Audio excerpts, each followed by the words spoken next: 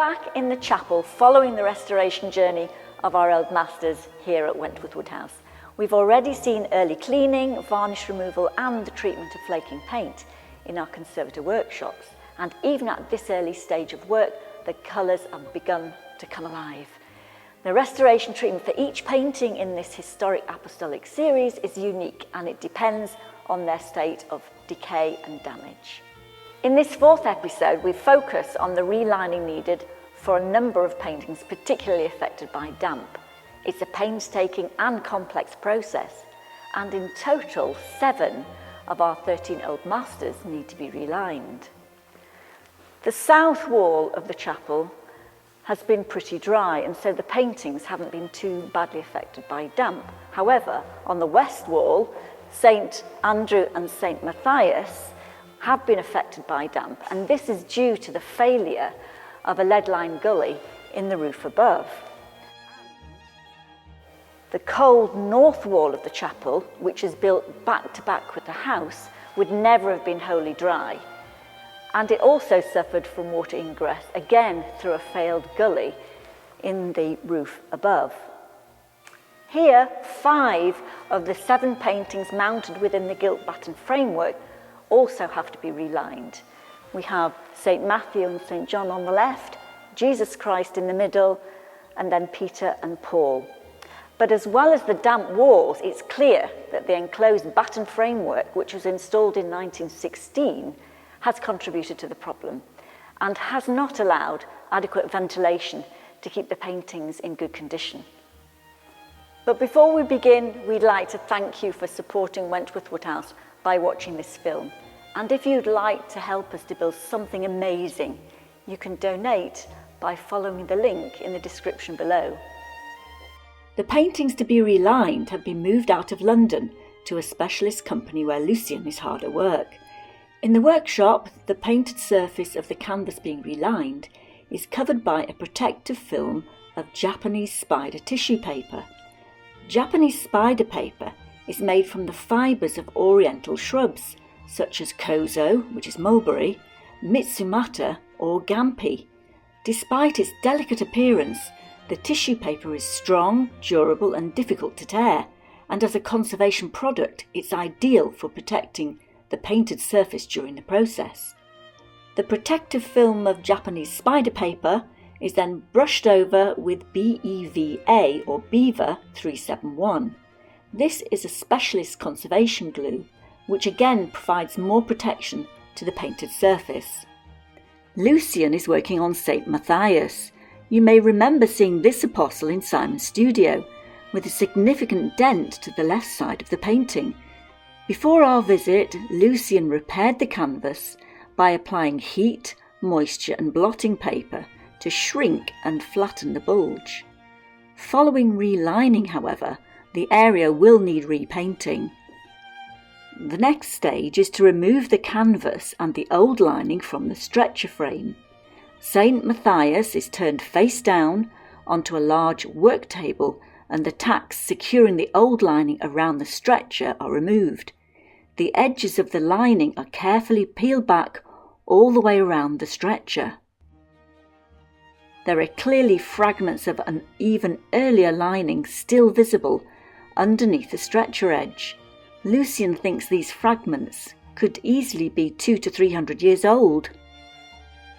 Linings have a lifespan of 100 to 150 years, although environmental conditions can affect their longevity.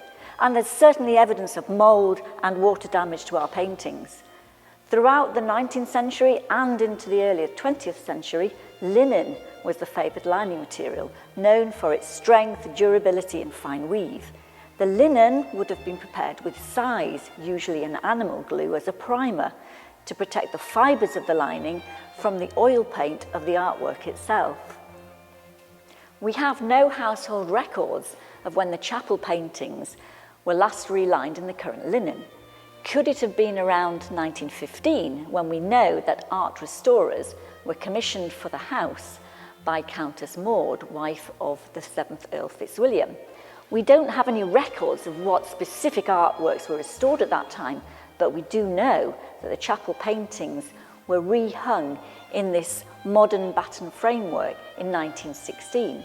But it's also possible that some or all of the paintings were relined in the mid to late 1800s. Removal of the old lining along with its glue and size layer is next on the task list. The canvas is showing signs of breaking up as Lucian tests a corner, so the lining is gently scored in lines along the back of the canvas and each strip is carefully peeled off. The exposed back of the canvas is covered with old glue residue and significant areas of mould, which must also be cleaned off.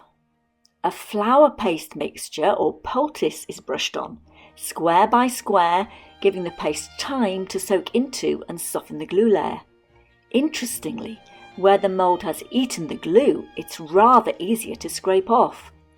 As Lucian demonstrates, the aim is to get down to the reddish back of the paint canvas itself. But, as we've come to realise, restoration is proving trickier than expected. The age and thickness of the glue is making removal of the old lining particularly troublesome, and Lucian estimates that the whole relining stage will take him 4 or 5 days for each painting. Having removed all the old lining and the glue layers from the back of the canvas, it's time to attach a new lining, as Lucian demonstrates on the prepared painting of St. John. The new lining process is managed on a large flat heated vacuum table covered with Melinex polyester film. The Melinex helps with stability and airtightness during the bonding stage.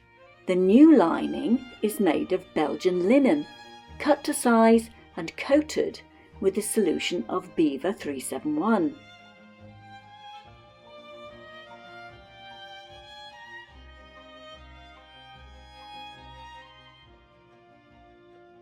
The cleaned canvas of St. John is lifted on top. Lucian positions webbing strips around the painting to ensure adequate airflow during the vacuuming process. And a second sheet of Melinex is rolled over the top of St. John.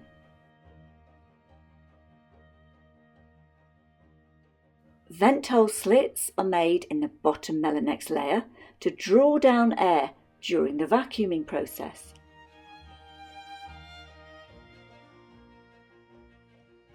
And the top sheet of Melinex is smoothed over to remove air pockets. Clamps are positioned around the table to create airtight edges, and finally, industrial quilts are used to provide thermal insulation. The vacuum table is heated to 65 degrees centigrade and then cooled.